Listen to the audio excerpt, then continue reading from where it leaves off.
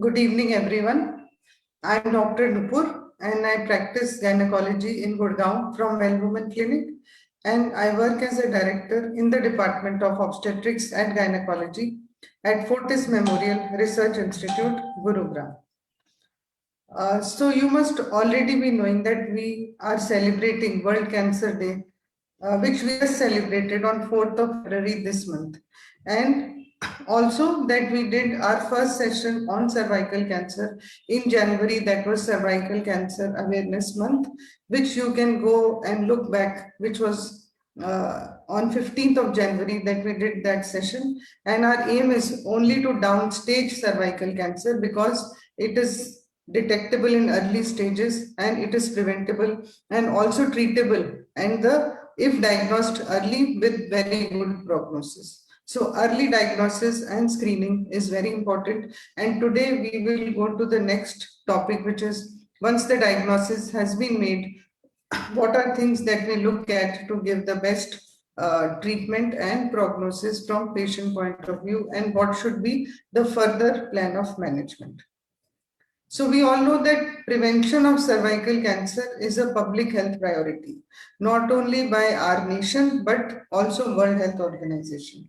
And it is the world's deadliest, but most easily preventable cancer, which we see in women. And to discuss more about this, we have with us Dr. Shubham. So welcome, Dr. Shubham. Thank you, madam. Thank you, and a very good afternoon to Dr. you. Shubham. Thank you. So, Doctor, let me introduce you to Dr. Shubham. He has graduated from Maulana Azad Medical College in New Delhi, followed which he did his general surgery from Lady Hardinge Medical College, and after that he did surgical oncology from Tata Memorial Research Institute in Mumbai, and he also went to Seoul and Shanghai for further studies.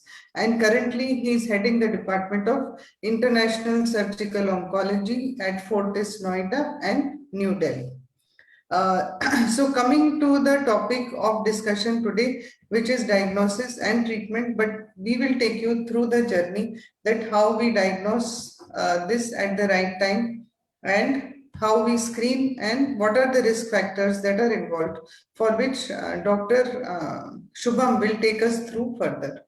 So Dr. Shubham, can you let us know that what is cervical cancer, why we should know about this, and what are the risk factors?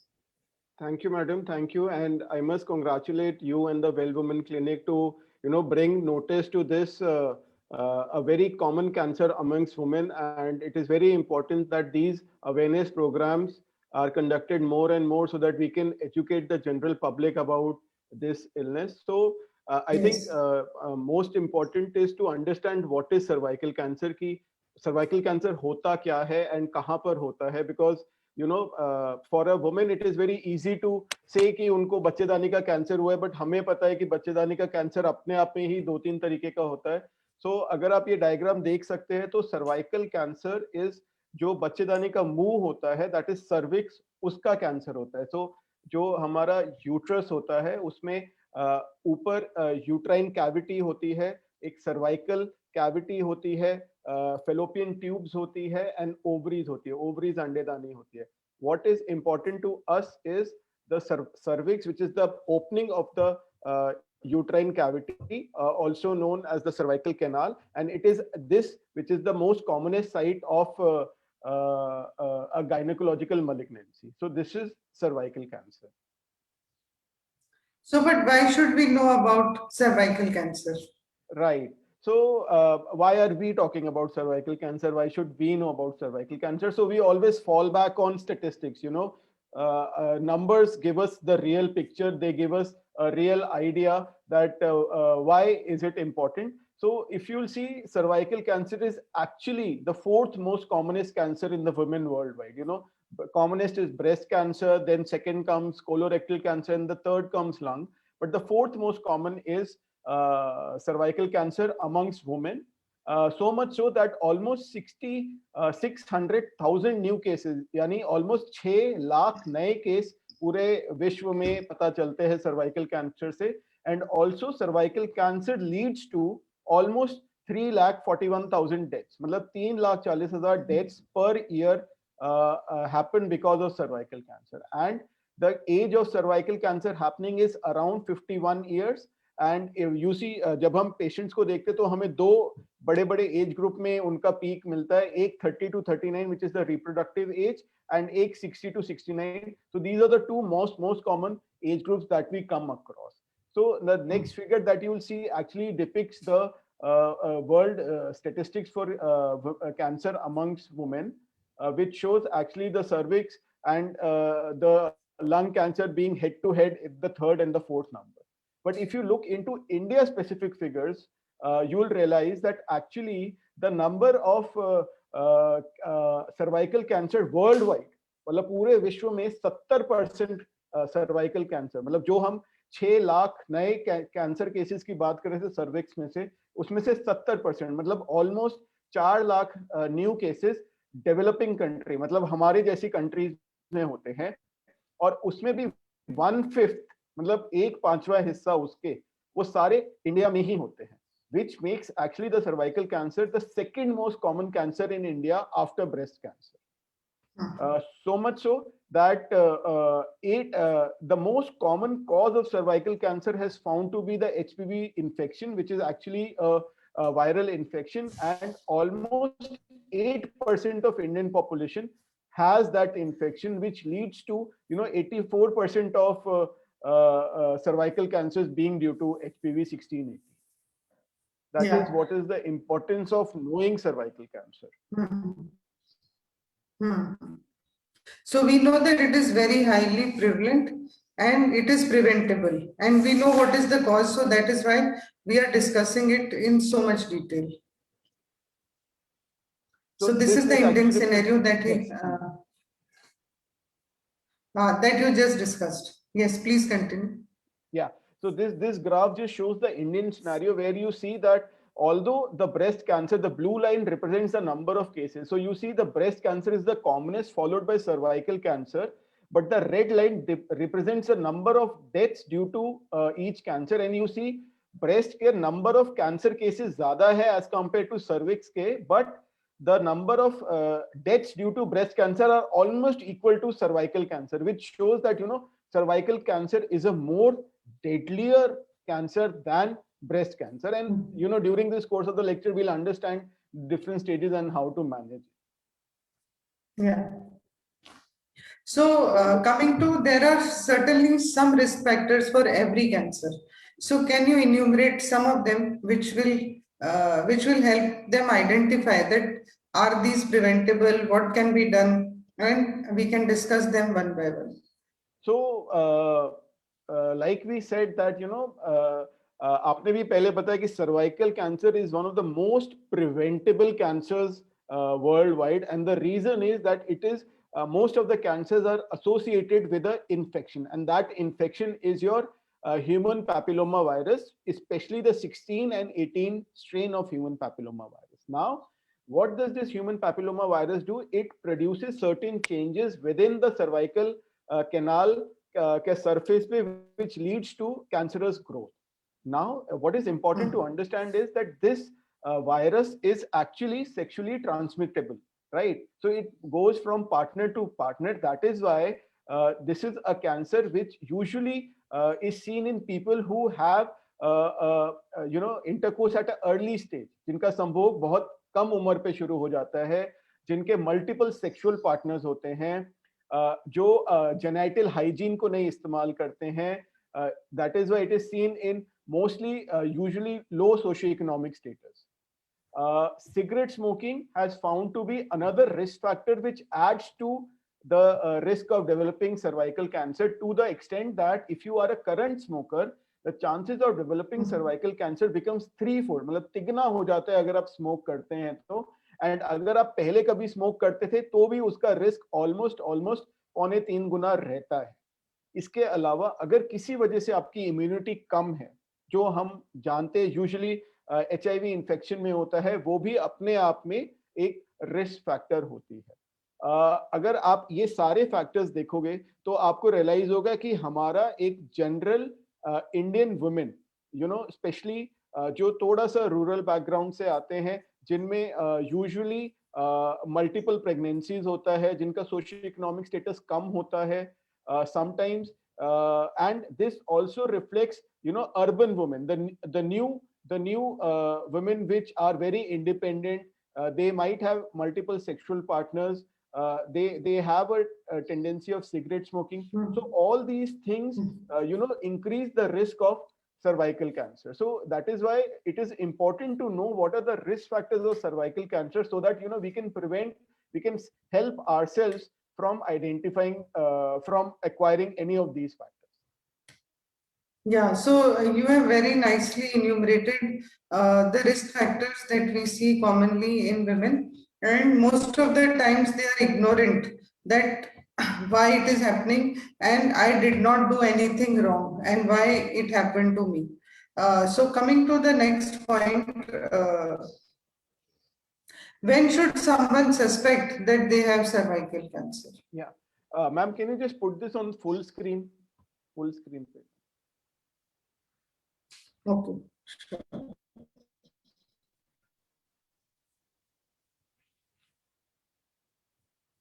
All right. So when should one suspect cervical cancer? आपको कैसे पता चलेगा कि आपको cervical cancer हो गया है?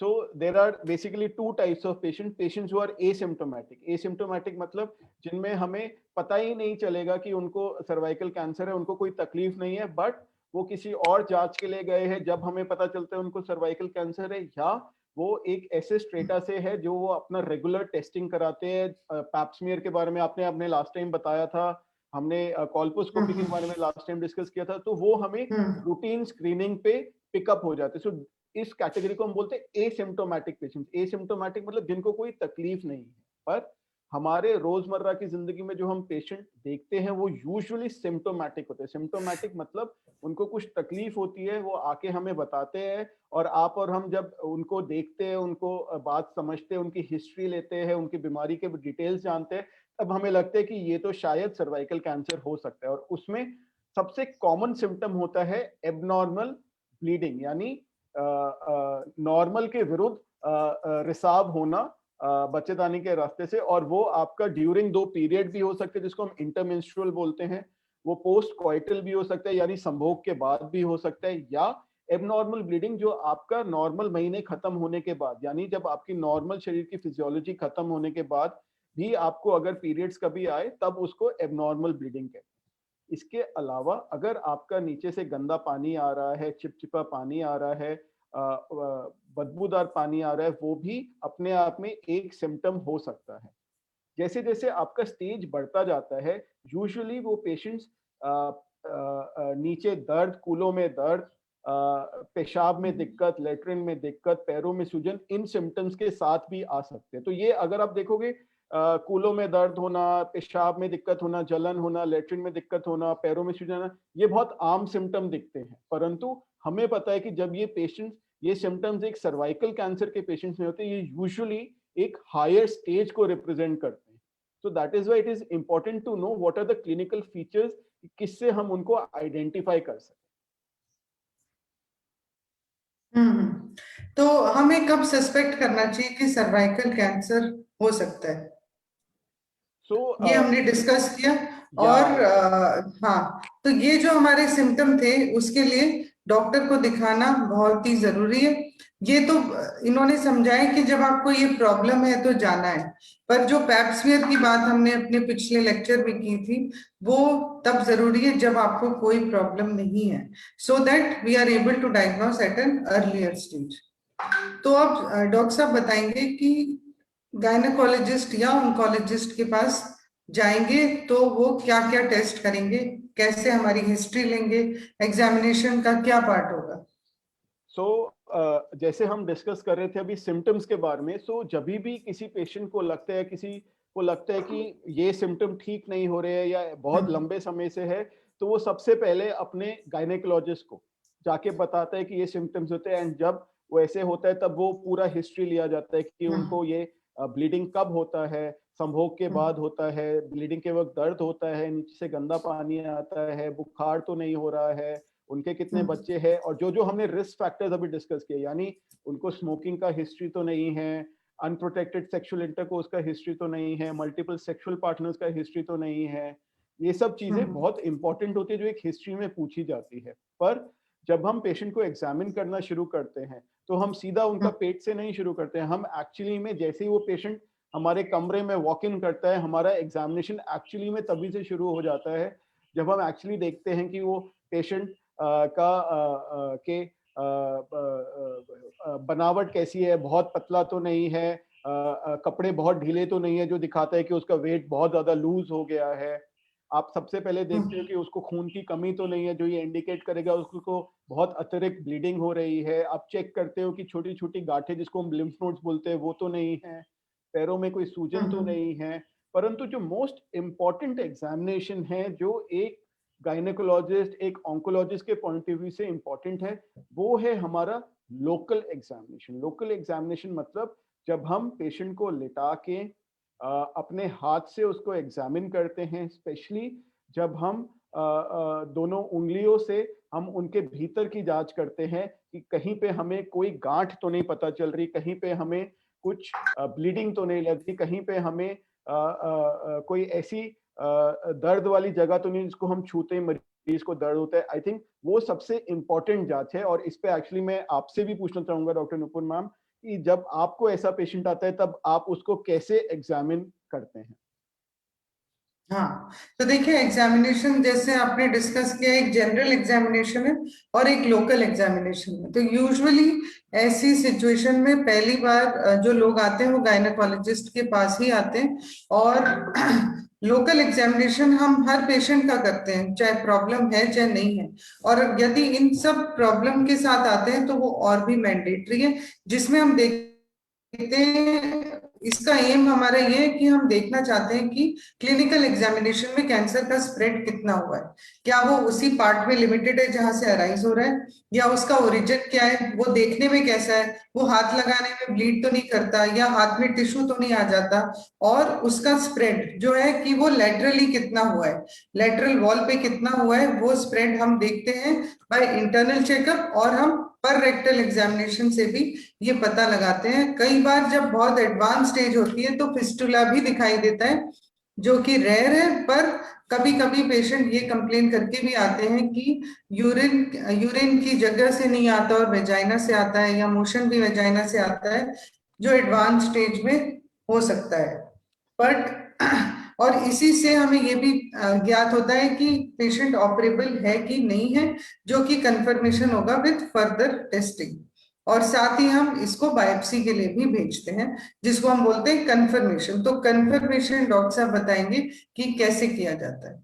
तो जब हम हमारा बेसिकली जब भी हमें ये पता होता है कि ये कैंसर का सस्पिशन है या इस मरीज को कैंसर हो सकता है, तब हमारे 3 स्टेप होते हैं किसी भी ट्रीटमेंट तक पहुंचने के लिए। सबसे पहला है डायग्नोसिस। डायग्नोसिस जैसे मैडम ने बताया कि हमें कंफर्म करना है कि मरीज को यही बीमारी है या।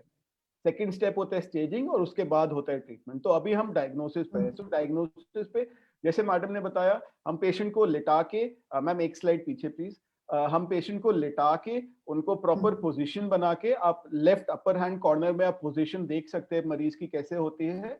और फिर हम दोनों हाथों से उंगली से भीतर की जांच करते हैं, जिसमें आप देख सकते हैं कि हम जो सर्विक्स का मुंह है एक्चुअली वहां तक पहुंच के उसको छू के थोड़ा सा अंदाजा हमें लग जाता है कि वहां पे कुछ गांठ तो नहीं है, वो जगह सख्त तो नहीं है, वहां पे कुछ ब्लीडिंग तो नहीं हो रही, उसको छूने पे दर्द तो नहीं हो रहा। और जब हम हाथ बाहर निकालते हैं तो हमें दस्तानों के ऊपर कुछ ब्लीडिंग, कुछ टिश्यू का पता चल जाता है।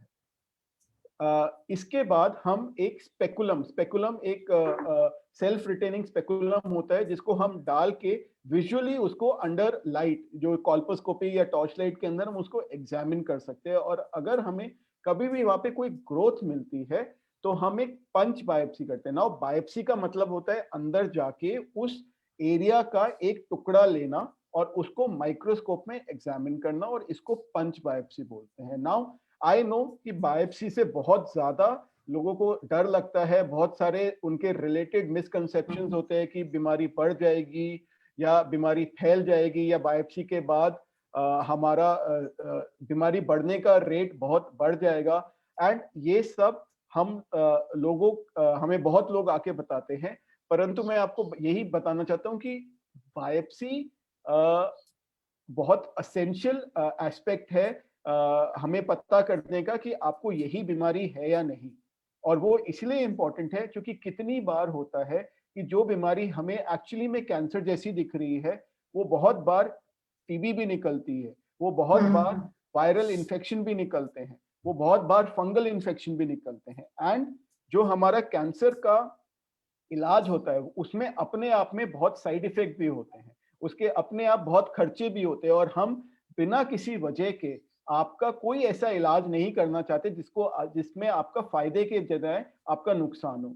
इसीलिए हमें बायोप्सी करना होता है, पहला चीज। दूसरा चीज, बायोप्सी इसलिए भी करना होता है क्योंकि जो कैंसर होता है वो एक ही तरीके का नहीं होता, और सारे कैंसर का इलाज एक ही नहीं होता। कुछ कैंसर ऐसे होते हैं जिसमें सर्जरी कर सकते हैं, कुछ कैंसर ऐसे होते हैं जिसमें आपको सर्जरी की जरूरत ही नहीं पड़ती, आप सिर्फ दवाई से उसको पिघला सकते हैं, कुछ कैंसर ऐसे होते हैं जिसमें रेडियोथेरेपी से वो गायब हो जाते हैं। सो हमें टुकड़ा लेके ये भी पता करना होता है कि किस तरीके का कैंसर है, बिकॉज जब तक आपको ये नहीं पता चलेगा किस तरीके का कैंसर है, आप उसका सही इलाज नहीं कर सकते। इसीलिए बायोप्सी लेना इंपॉर्टेंट होता है, इंपॉर्टेंट नहीं कंपल्सरी होता है, बिना उसके ट्रीटमेंट नहीं शुरू कर सकते। नाउ बायोप्सी के साथ सिर्फ एक रिस्क जो मैं एक्सपेक्ट करता हूं या मैं समझता हूं कि हो सकता है, वो है ब्लीडिंग का। वो इसलिए होता है क्योंकि जो हमारा कैंसर का साइट होता है वहां पे यूजुअली ज्यादा ब्लड वेसल्स होती हैं, और इसीलिए जब भी आपका बायोप्सी हो आपका एक ऐसा सेटिंग में होना चाहिए जहां पे आपके डॉक्टर, चाहे वो आपके गायनेकोलॉजिस्ट हो चाहे वो आपके ऑन्कोलॉजिस्ट हो, वो वेल इक्विप्ड हो उसको हैंडल करने के लिए। That is why it is very important कि आप जब भी कोई भी ऐसा स्टेप करें या कोई भी ऐसा टेस्ट कराएं जिसमें थोड़ा सा भी रिस्क हो, आपके सारी प्रिकॉशन वहां मौजूद होने चाहिए। एक अच्छे स्टेराइल एनवायरनमेंट में होना चाहिए जिससे आप अभी इन्फेक्शन नहीं है, बट आप गंदे औजार से, गंदे एनवायरनमेंट में गंदे तरीके से आप करोगे, आप एक इन्फेक्शन इंट्रोड्यूस कर दोगे। तो हम ये नहीं चाहते कि आप अच्छा करना चाहते हो बट आपके साथ बुरा हो जाए। That is why it is important to take all this precautions. तो यू शुड एंश्योर दैट जहां पे भी आप करवाए एक वेल क्वालिफाइड जगह हो, एक वेल मेंटेन्ड जगह हो, and it is important that it is done rightly. मैंने आपको एक और चीज बताई थी कि बहुत लोगों का मानना है कि इससे बीमारी बढ़ना का स्पीड बढ़ जाता है या बीमारी ज्यादा फैल जाता है। ऐसा नहीं है, ये सिर्फ इसलिए होता है कि इससे पहले आपको पता नहीं होता कि ये कैंसर है, तो आप इस पे ध्यान नहीं देते। बट जब आपको पता चल जाता है ये कैंसर है, आपकी हमेशा नजर उसी पे जाती है, और इसीलिए आपको वो अगर 2 mm भी बढ़ जाए तो आपको लगता है हमारी बीमारी बढ़ गई है। मैं आपको एग्जांपल देता हूँ, आपके दांत के अंदर कहीं पे सौंफ का कुछ चला जाता है, आपका जीभ वहीं पे जाता है, वहीं पे जाता है बार बार। वो इसका मतलब ये नहीं कि वो जीभ रोज वहां पर होता है, बट वहां पे इसलिए नहीं जाते क्योंकि कोई दिक्कत नहीं होती। इसीलिए जब आपको एक बार कैंसर का डायग्नोसिस पता चल जाता है तो आपका ध्यान हमेशा उधर रहता है और आपको लगता है कि ये बढ़ रहा है, बट ऐसा नहीं है। तो बायोप्सी करना बहुत जरूरी है। तो जब बायोप्सी की रिपोर्ट आती है तो उसमें यूजुअली सबसे कॉमन रिपोर्ट आती है स्क्वैमस सेल कार्सिनोमा की, फॉलोड बाय एडिनो कार्सिनोमा, या दोनों का मिक्सचर होगा, या बहुत ही रेयर टाइप ऑफ ट्यूमर्स है। और बायोप्सी से ये जानना कि किस तरह का कैंसर है ये बहुत मायने रखता है, जो डॉक्टर साहब अब डिस्कस करेंगे हमारे साथ। सो ये हमारा पैथोलॉजी रिपोर्ट का दूसरा एस्पेक्ट होता है। सो एक एस्पेक्ट होता है कि कैंसर है या नहीं, टीबी है कैंसर है, इन्फेक्शन है कैंसर है, वायरस इन्फेक्शन है कैंसर है। एंड दूसरा एस्पेक्ट है कि कौन से टाइप का कैंसर है। नाउ हमें भी पता होता है कि अगर कैंसर होगा तो 90% से ज्यादा वो स्क्वैमस सेल कार्सिनोमा ही होगा, पर कभी कभी ऐसा भी होता है कि वो neuro endocrine type of cancer आ सकता है जिसमें एक्चुअली में कीमोथेरेपी का बहुत ज्यादा रोल नहीं होता है, तो हम पहले से उसको बता सकते हैं। एंड जैसे ही रिपोर्ट आता है पेशेंट का पहला सवाल होता है, सर इसमें चांसेस क्या है, इसमें क्या है। सो अगर हमारे को पता हो कि ये स्क्वैमस है, एडिनो है, तो हम थोड़ा सा आपको बेटर बता सकते हैं कि एडिनो कार्सिनोमा में थोड़ा सा रिस्क ज्यादा होता है as compared to squamous cell carcinoma, adeno squamous में और थोड़ा सा ज्यादा होता है। तो ये सारी चीजें हमें थोड़ा सा पैथोलॉजी रिपोर्ट बता सकती है। That is why it is important कि आपका जो भी स्लाइड जहां पे भी जाए, जहां पे भी आपका एग्जामिनेशन हो, वो एक अच्छी जगह हो, रिलायबल जगह हो, रिप्रोड्यूसिबल रिजल्ट हो। तो नेक्स्ट स्टेज पे जो हम आते हैं कि once the diagnosis of cancer has been confirmed, जो फर्दर मैनेजमेंट है वो डिपेंड करता है कि कैंसर की स्टेज क्या है, और उसी से ये डिटरमिन होता है कि कैंसर के लिए हम सर्जरी करेंगे या कीमोथेरेपी देंगे या रेडियोथेरेपी देंगे। तो डॉक्टर शुभम, क्या हम जान सकते हैं आपसे कि कैसे पता चलता है कि कैंसर किस स्टेज का है?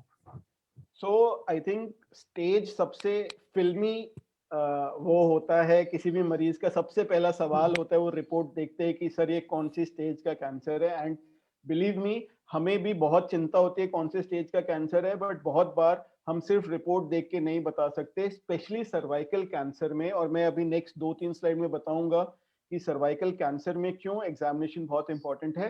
बट लोगों की उत्सुकता होती है कौन सी स्टेज होती है, तो मैंने सबसे पहला स्लाइड यही लगाया है कि हमारी कौन कौन सी स्टेज होती है, and then we will go into detail कि कौन कौन सी स्टेज होती है। तो पहली स्टेज सिंपल स्टेज, जहां कैंसर सिर्फ और सिर्फ बच्चेदानी के मुंह तक ही रिस्ट्रिक्टेड होता है, इसमें साइज होते हैं वो हम आगे डिस्कस करेंगे।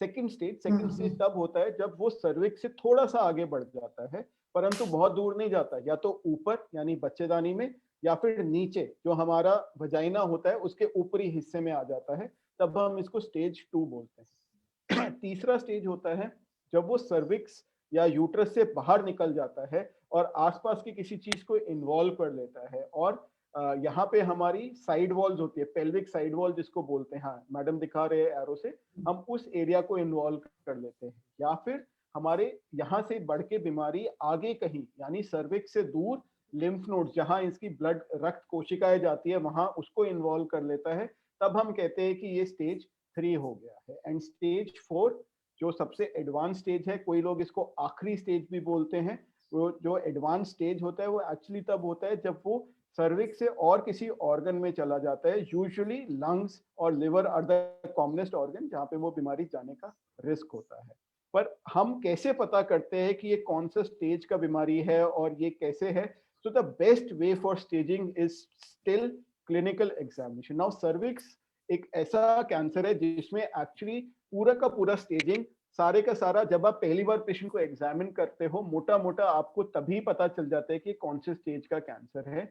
इसीलिए एक क्वालिफाइड डॉक्टर का, एक एक्सपीरियंस डॉक्टर का, एक पढ़े लिखे डॉक्टर का देखने का जरूरी है कि वो आपको प्रॉबेबली पहली बार में ही बता सकता है कि हम अर्ली कैंसर से डील कर रहे हैं या हम एडवांस कैंसर से डील कर रहे हैं। प्रॉबेबली आपको वो स्टेज 1, 2, 3, 4 नहीं बता पाएंगे, बट एटलीस्ट वो क्लिनिकल एग्जामिनेशन से आपको इतना बता पाएंगे कि ये अर्ली स्टेज है या एडवांस स्टेज है। सो क्लिनिकल एग्जामिनेशन जैसे मैडम ने बताया हमारा 2 तरीके से होता है। एक होता है पर वेजाइनल एग्जामिनेशन जिसमें हम बच्चेदानी के रास्ते का अंदर से जांच करते हैं, और एक पर रेक्टल एग्जामिनेशन जिसमें हम उंगलियों से लेट्रिन के रास्ते का जांच करते हैं, और कभी कभी हम दोनों का एक साथ जांच करते हैं जिसको बायोमैनुअल एग्जामिनेशन भी कहते हैं। इससे हमें थोड़ा सा उसके आसपास का बारे में पता चल जाता है कि वो आगे पीछे कहाँ तक गया हुआ है और आसपास के किसी ऑर्गन तो नहीं इन्वॉल्व किया हुआ। बहुत बार हम इससे, जब हमें लगता है कि वो बीमारी सिर्फ आपके बच्चेदानी तक सीमित नहीं है, शायद उससे ज्यादा भी गई हुई है, और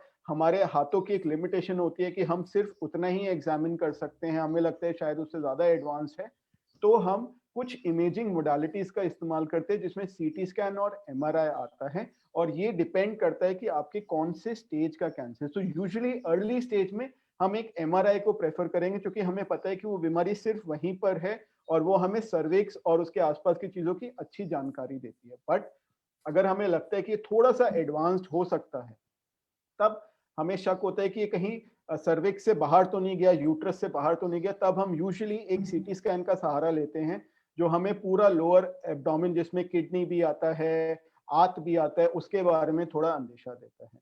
कितनी बार हमारे पास पेशेंट आते हैं कि वो उनको दिक्कत ही ऐसी होती है कि पैरों में सूजन है या उनको सांस लेने में दिक्कत है, तब हमें लगता है कि प्रोबेबली ये तो एक्चुअली में स्टेज 4 की तरफ जा रहा है, जब आपकी बीमारी हो सकता है सिर्फ आपके सर्विक्स तक नहीं हो और किसी ऑर्गन में फैल गई हो। तब कभी कभी हम पेट सीटी स्कैन का भी इस्तेमाल करते हैं जिसमें हम यूजुअली होल बॉडी इमेजिंग करते हैं, कलर्ड इमेजिंग करते हैं, जो हमें बताते देता है कि बीमारी सिर्फ यहाँ पे नहीं शायद आपके लिवर में, शायद आपके फेफड़े में भी इन्वॉल्व है। सो ये सारे डिसीजंस हमारे डिपेंड करता है और इसकी शुरुआत सारी आपकी क्लिनिकल एग्जामिनेशन से ही होती है। इसीलिए बहुत जरूरी है कि क्लिनिकल एग्जामिनेशन जो फर्स्ट स्टेप पर हो वो सबसे सही हो। सो हम वापस स्टेज वाले डायग्राम पे आते हैं कि कौन कौन सी स्टेज होती है। सो जैसे ही हम हाथ से एग्जामिन करते हैं और हमें पता चलता है कि आपकी बीमारी सिर्फ और सिर्फ सर्विक्स तक लिमिटेड है, तब हमें लगता है शायद ये स्टेज 1 सर्विक्स कैंसर हो सकता है। परंतु जब हमें लगता है कि वो सर्विक्स से थोड़ा नीचे आ गया, आप सर्विक्स के ऊपर तो जाके नहीं देख सकते हो, परंतु अगर आपको, जब आप हाथ डालते हो और आपको लगता है कि ये तो सर्विक्स से पहले ही शुरू हो रही है और आप सर्विक्स तक पहुंचे नहीं और बीमारी पहले से ही है, तब हमें लगता है शायद ये स्टेज 2 भी हो सकता है। कितनी बार होता है कि बीमारी एक्चुअली में फिक्स्ड होती है, हिलाने पे हिलती नहीं है, बिल्कुल चिपकी हुई होती है, और आप जब लेटरिन के रास्ते से जांच करते हो तो भी आपको एक बड़ा सा गांठ सा फील होता है और आपका लेटरिन का रास्ता भी उस पे चिपका हुआ होता है, तब आपको लगता है कि शायद ये तो इसके भी बियॉन्ड है, और तब वो स्टेज 3 हो सकती है। सो मोटा मोटा आप पहला, दूसरा, तीसरा स्टेज आप काफी हद तक एक इमेजिंग, आप एक एग्जामिनेशन पे बता सकते हो। और इसके बाद जब आपको लग जाता है कि अब ये स्टेज 1 हो सकता है, तब हमारे और चीजें चलनी शुरू करते हैं, तब हम देखते हैं कि और कितना एक्यूरेट हो सकता है ये। तो नेक्स्ट स्लाइड में आप देखेंगे कि जो स्टेज 1 होता है एक्चुअली में, उसमें अपने आप में ही वो 4 स्टेजेस में डिवाइडेड है, 1A और 1B। 1A में भी 1A1, 1A2, 1B1, 1B2। ये प्रॉबेबली आपको जानने की जरूरत नहीं है, ये आपके डॉक्टर, आई एम श्योर, जो भी आपको देखेंगे, जो भी आपको एग्जामिन करेंगे, वो इसमें माहिरता होती है उनकी, बट फिर भी मोटा मोटा आपको बताने के लिए कि 1A ऐसी होती है जो आपको बहुत अच्छे से छूने पे नहीं पता चलती, और वो यूजुअली बहुत छोटा माइक्रोस्कोपिक डिजीज होता है, और एक्चुअली ये ऐसा डिजीज होता है जिसमें बहुत अच्छे चांसेस होते हैं पूरा पूरा ठीक होने के। 1B ऐसा डिजीज होता है जो आपको दिखता भी है, छूने पे पता भी चलता है, और उसी को हमने 4 सेंटीमीटर से छोटे को 1B1 बोला है, और 1B2 4 सेंटीमीटर से ऊपर बोला है। और जब हम कहते हैं 4 सेंटीमीटर, तो हम कोई स्केल से नहीं मेजर करते, हम एक अंदाजन बता सकते हैं कि ये 4 सेंटीमीटर से छोटा है या बड़ा है। अगेन मैं इसमें बोलूंगा, इसमें ही आपके एक्सपीरियंस डॉक्टर का होने का फायदा होता है, जो अंदाजे से बता पाता है कि ये कौन सी स्टेज का कैंसर है। अगर हम नेक्स्ट स्लाइड देखें, हमें वो डिटेल में बताता है कि stage 1, stage 1B, stage 1B1, stage 1B2 कौन सा स्टेज होता है, परंतु इसकी आपको मेरे ख्याल से जानने की जरूरत नहीं है, बट कोई डिटेल्स चाहे तो ये इजीली नेट पे अवेलेबल है। ज्यादा इंपॉर्टेंट है जब हम नेक्स्ट स्टेज पे आते हैं, यानी स्टेज 2 या 3 पे। सो जैसे मैंने आपको बताया कि ये भी काफी हद तक हमें लोकल एग्जामिनेशन से पता चल जाता है कि ये स्टेज 2 या 3 है। अब 2 में क्या होता है कि आपका गांठ सर्विक्स तक तो होता ही है, यूट्रस तक लिमिटेड होता है, परंतु वो उसकी साइड वाली वॉल जो होती है, लेटरल साइड वॉल बोलते हैं उसको, वहां तक पहुंच जाती है। तो 2A में वो वहां तक पहुंच जाती है, बट दीवार तक नहीं पहुंचती। 2B में वो बिल्कुल दीवार तक पहुंच जाती है, जिसमें निकालना उसका मुश्किल होता है। 3A में वो और भी एडवांस होती है और बिल्कुल नीचे, यानी आपके जो वजाइना होती है वहां तक पहुंच जाती है। एंड 3B में एक्चुअली में वो आपके यूट्रस से बाहर निकल के आसपास के जो ऑर्गन्स हैं, एंड यहाँ पे सबसे इंपॉर्टेंट होता है आपका यूरेटर। यूरेटर मतलब वो नलकी जो यूरिन आपका किडनी से लेके पेशाब की थैली यानी ब्लैडर तक ला रही होती है, वो इसके सबसे नजदीक होता है। तो बहुत कॉमनली वो वहां तक पहुंच जाता है और उसके रास्ते को रोक देता है। सो कितनी बार होता है कि पेशेंट्स हमारे पास किडनी समस्या लेके आते हैं, और जब हम उनको एक्चुअली में एग्जामिन करते हैं तो वो पता चलता है कि ये तो उनको सर्विक्स का कैंसर है, जिसकी वजह से किडनी की रुकावट हो गई, जिसकी वजह से किडनी फेल हो रही है। So that is also a very common presentation of advanced cervical cancer. Next आपको एक आपका हो गया कि ये कौन सा स्टेज का कैंसर, 2A 2B, बट इसके बियॉन्ड भी हमारा कैंसर जाता है। नेक्स्ट स्लाइड में आपको दिखता है कि एक्चुअली में जब आपका बीमारी, जब हम कहते हैं कि बीमारी फैल रहा है या बीमारी आगे जा रहा है, तो वो बीमारी को कौन आगे लेके जाता है, वो हमारे लिम्फ नोड्स यानी ब्लड वेसल्स और लिम्फेटिक्स होते हैं, जिसके अलोंग वो कैंसर के सेल चले जाते हैं। सो नेक्स्ट स्लाइड में आप देख सकते हैं कि एक्चुअली में जो आपके लिम्फ नोड्स होते हैं वो हमारी नसों के अलोंग, जो खून की नसें जो हमें ब्लड यूट्रस तक लेके आती है, सर्विक्स तक लेके आती है, उसके अलोंग रहती है। और जब ये अपने आप में इन्वॉल्व हो जाते हैं तब ये ऑलरेडी स्टेज 3 माना जाता है। नाउ ये लिम्फ नोड्स आप छू के नहीं पता कर सकते, ये आपको यूजुअली एक इमेजिंग में पता चलता है, जैसे सीटी स्कैन या एमआरआई में पता चलता है। सो ये नेक्स्ट स्लाइड में आपको एक्चुअली में दिखता है कि कौन से स्टेज में लिम्फ नोड्स होने का रिस्क होता है। तो आप देखेंगे पहला स्टेज में 1A1 में जहां बीमारी एक्चुअली इतनी छोटी होती है कि आपको आंख से दिखती भी नहीं है, उसमें chance of lymph node is as low as 0.5%, मतलब 100 में से 200 में से एक मरीज में आपको लिम्फ नोड मिलेगा। बट यही चांस अगर आप स्टेज 3 में देखें वो ऑलमोस्ट 50% हो जाता है, 44.8%। मतलब स्टेज 3 में जब मरीज होता है तो उसको 50% चांस होता है कि वो बीमारी एक्चुअली वहां से निकल के आगे लिम्फ नोड तक पहुंच गई है, और इसी वजह से हमारा ट्रीटमेंट चेंज हो जाता है, हमारा बीमारी बढ़ जाता है और आगे चीजें होती हैं। Next slide.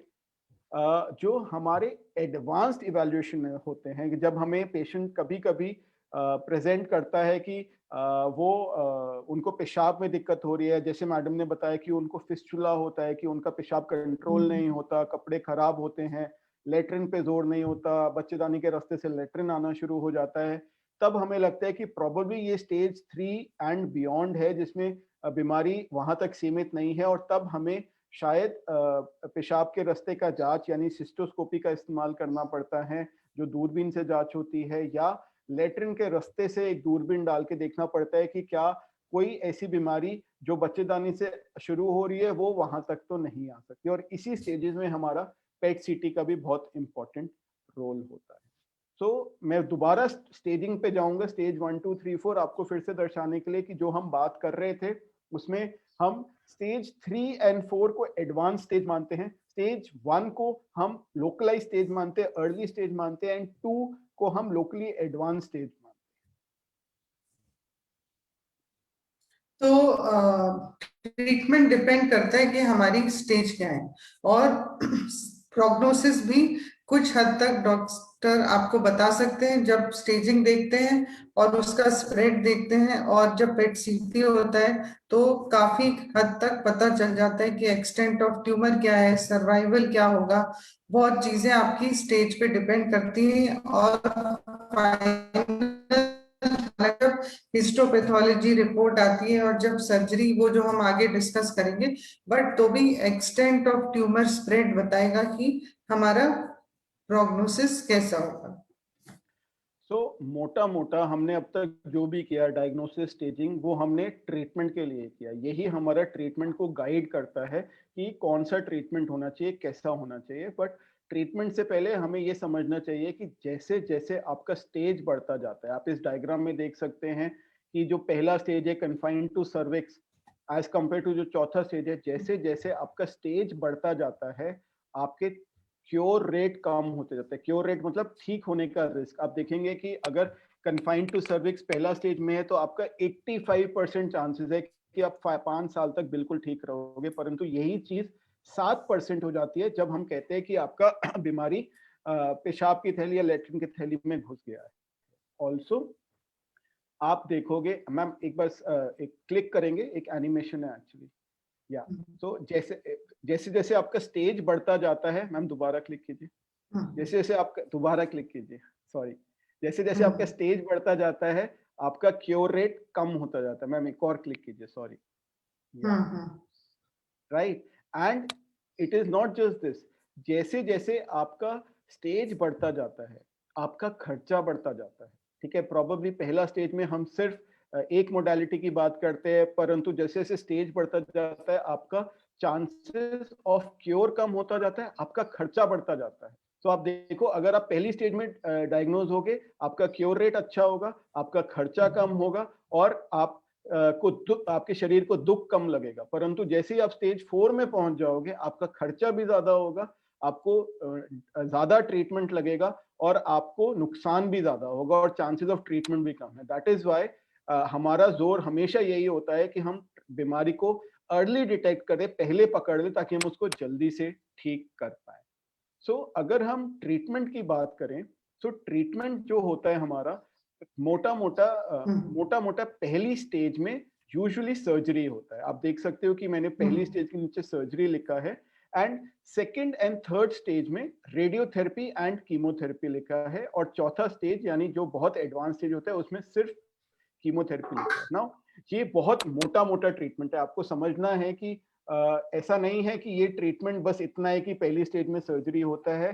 कितनी बार हमें सर्जरी के बाद भी उनको रेडियोथेरेपी देना पड़ता है, कितनी बार ऐसा होता है कि एडवांस स्टेजेस में हम सिर्फ कीमोथेरेपी नहीं दे पाते, हमें पेशेंट को पहले कुछ पेशाब का रास्ता बनाना पड़ता है और फिर उसके बाद हमें उनका कीमोथेरेपी देना पड़ता है। बट मोटा मोटा पहली स्टेज में हम सर्जरी कर सकते हैं, दूसरे तीसरे स्टेज में हमें रेडियोथेरेपी और कीमोथेरेपी का सहारा लेना पड़ता है, और लेट थर्ड स्टेज और चौथी स्टेज में हमें कीमोथेरेपी का सहारा लेना पड़ता है। सो बहुत संक्षिप्त में मैं आपको बताऊंगा कि क्या सर्जरी होती है, क्या हमारा वो होता है। सो जो हमारा मोटा मोटा सर्जरी है तो ये हाँ, तो डॉक्टर साहब बताएंगे कि सर्जरी सर्जरी कौन सी अर्ली स्टेज में होगी, कौन सी एडवांस स्टेज में होगी, और अगर हम अर्ली डायग्नोस कर पाए, जो कि कैंसर की अर्ली स्टेज है जैसे कि 1A1 या 1A2 बताइए, तो कितनी सर्जरी सिंपल है, कितना खर्चा कम है, कितना स्ट्रेस कम है, और क्वालिटी ऑफ लाइफ और प्रोग्नोसिस भी अच्छा है।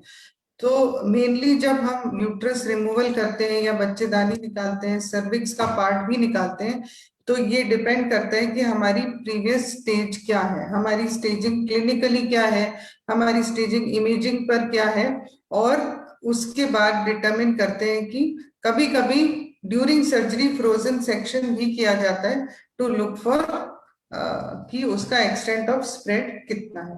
तो फर्स्ट पार्ट ऑफ सर्जरी जो है जिसको हम बोलते हैं हिस्टेक्टमी यानी कि रिमूवल ऑफ यूट्रस, और उसके साथ उसका एडेनेक्सा या पैरामेट्रियम या नियर बाय टिश्यूज, और साथ ही में पेल्विक लिम्फ नोड डिसेक्शन जहां वो सबसे ज्यादा स्प्रेड होता है।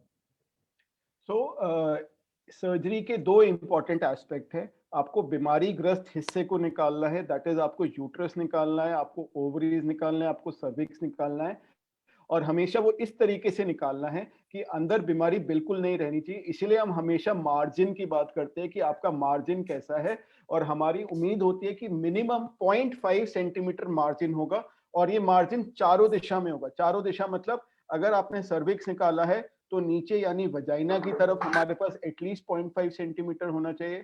आप जो तीसरा डायग्राम है जिसमें रेडिकल हिस्टेक्टमी लिखा है, आप उसमें देख सकते हो कि जो डॉटेड लाइन है वो एक्चुअली दिखाती है कि हमने सिर्फ यूट्रस को चिपक के नहीं निकाला है, उसके अलावा उसके साइड में दोनों तरफ टिश्यू होता है, जो मैडम अभी बता रहे थे पैरामेट्रियम होता है, हमें उसको भी निकालना होता है, ताकि हम कहीं पे भी जो बीमारी हमें आंख से नहीं दिख सकती, ठीक है, जिसको सूक्ष्म जो माइक्रोस्कोपिक बीमारी होती है उसको टैकल करने के लिए हम हमेशा जरूरत से ज्यादा निकालते हैं।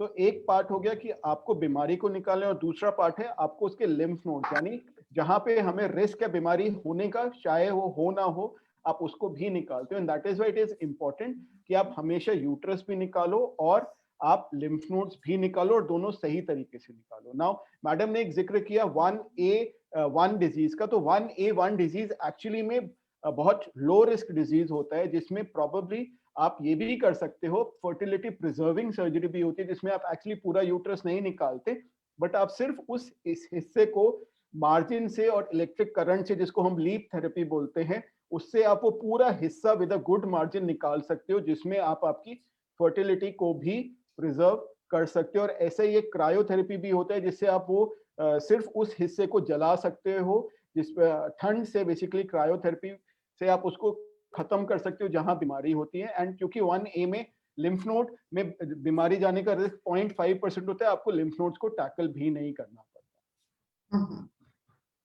तो डॉक्टर साहब ने जैसे बताया कि जो सर्जरी है जिसमें हमें क्या क्या पार्ट निकालना है, किस चीज का डिसेक्शन करना है, पर सर्जरी के बहुत सारे रूट हैं इसी सर्जरी को करने के लिए। पहले जैसे ट्रेडिशनल सर्जरी होती थी जिसमें हम एब्डोमेन ओपन करते थे, वो अभी भी होती है, अभी तक वो ऑब्सोलीट नहीं हुई है। कुछ कुछ बीमारियां ऐसी हैं जिसमें हमें अब भी ओपन सर्जरी करनी है, और वो सुपीरियर रहेगी as compare to laparoscopic surgery. Laparoscopic यानी कि की होल सर्जरी या दूरबीन की सर्जरी जो अर्ली स्टेजेस में सक्सेसफुल है, पर आपको ये देखना है कि इसके लिए जो जहां आप ये सर्जरी कराते हैं वो स्किल्ड सर्जन हो, टेक्नोलॉजी एडवांस्ड हो, सारे इंस्ट्रूमेंट्स हो, और अब जो नया रेवोल्यूशन आया है वो है रोबोटिक सर्जरी, जिसमें कि आपका हॉस्पिटल स्टे भी कम है, आपको पेन भी कम है, और स्पेशली लिम्फ नोड डिसेक्शन जब करते हैं उसके लिए भी ये बहुत अच्छी नई टेक्निक है, जो कि इंडिया में अभी बहुत सेंटर्स नहीं है, पर फिर भी काफी जगहों पर इसकी फैसिलिटी उपलब्ध है।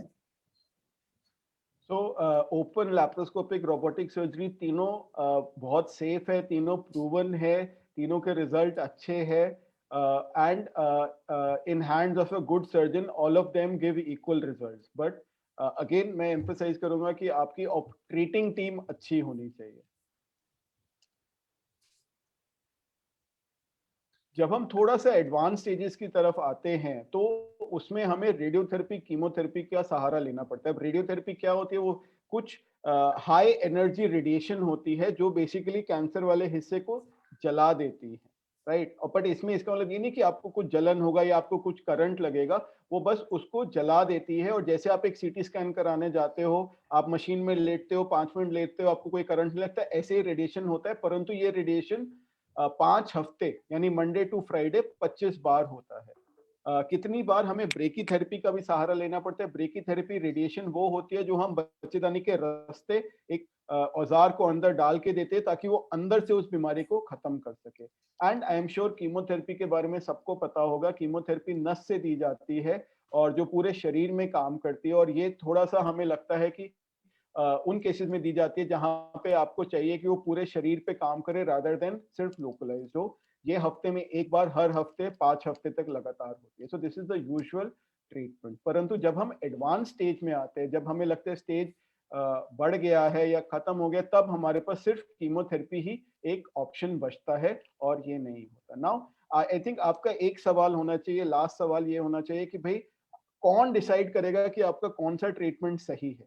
तो इसीलिए हम हमेशा कहते हैं कि एक ट्यूमर बोर्ड का बैठना चाहिए जिसमें एक सर्जन होता है, गायनी ऑन्कोलॉजिस्ट होता है, रेडिएशन ऑन्कोलॉजिस्ट होता है, मेडिकल ऑन्कोलॉजिस्ट होता है, जो तीनों मिलके ये प्लान बनाते हैं कि आपके लिए कौन सा सही बीमारी है, कहाँ तक बीमारी है, और आपके लिए कौन सा इलाज सबसे सही है। तो मेरा बस यही कहना है कि हमेशा आपका केस एक ट्यूमर बोर्ड में जाना चाहिए जहां पे डिसाइड हो कि आपके लिए क्या सही इलाज है। हाँ, ये आपने बहुत सही बोला, और उस वो बैठते डॉक्टर इसीलिए हैं ताकि आपके लिए बेस्ट ट्रीटमेंट प्लान हो सके। तो we don't need to cure cervical cancer if we can prevent it, very rightly said, क्योंकि we have to focus on prevention। इलाज तो हमें करना ही पड़ेगा, पर अगर प्रिवेंट कर सकते हैं तो nothing like it, and if it is done at the right time in the right stage, it is beneficial for all of us. So thank you, Dr.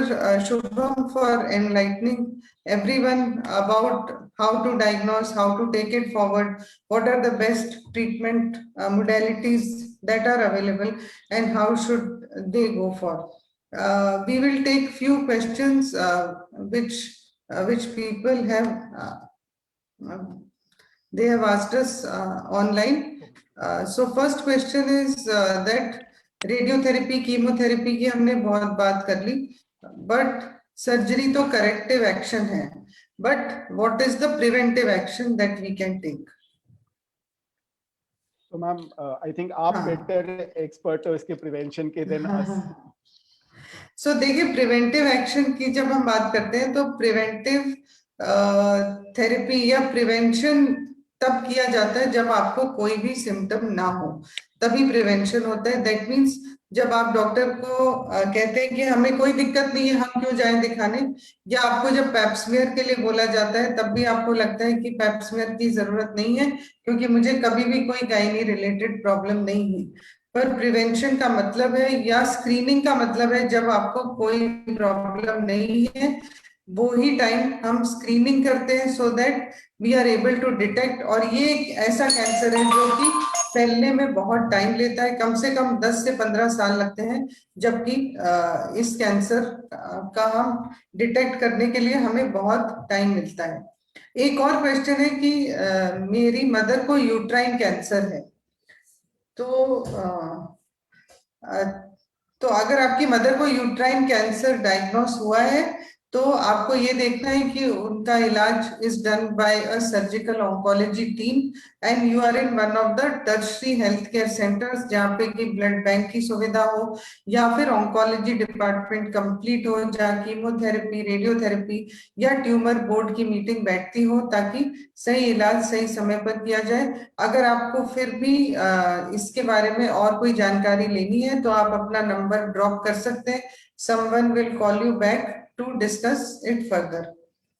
एक और क्वेश्चन है कि मेरी मदर को स्टेज 3B सर्वाइकल कैंसर है, जो हमने अभी डिस्कस किया कि ये एडवांस्ड कैंसर है, तो इसमें बहुत बार surgery is not the right option. और जैसा सर ने बताया, कीमोथेरेपी या रेडियोथेरेपी से ट्रीटमेंट स्टार्ट किया जाता है after assessment of the exact stage. एक और कैंसर है that my wife has cancer in common bile duct. Should I send you the report? हाँ, आप जरूर रिपोर्ट सेंड कर सकते हैं in the comment section and we will take it forward. You can also drop your number, हमारा coordinator will get in touch with you and connect you to the doctor.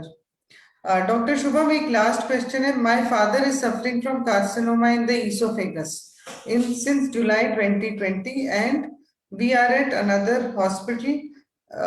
5 chemos has been done, 23 radiation has been done. I've seen that patient today. वो आज आए थे, वो मिलके चले गए हैं.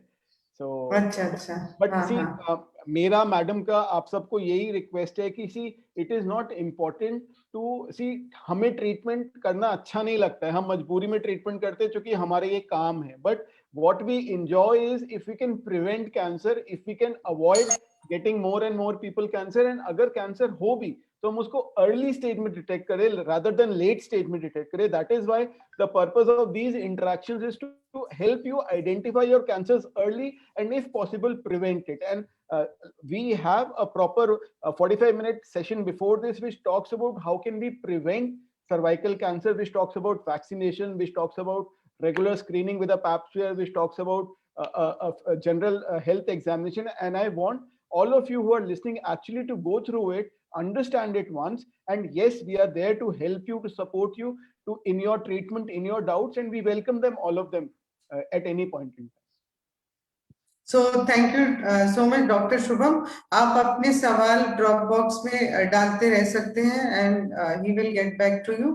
और स्क्रीनिंग और प्रिवेंशन पर जरूर फोकस करें, क्योंकि that will go a long way in keeping up good health of women in India. Thank you. Thank you, madam. Thank you for having me, ma'am. Thank you so much.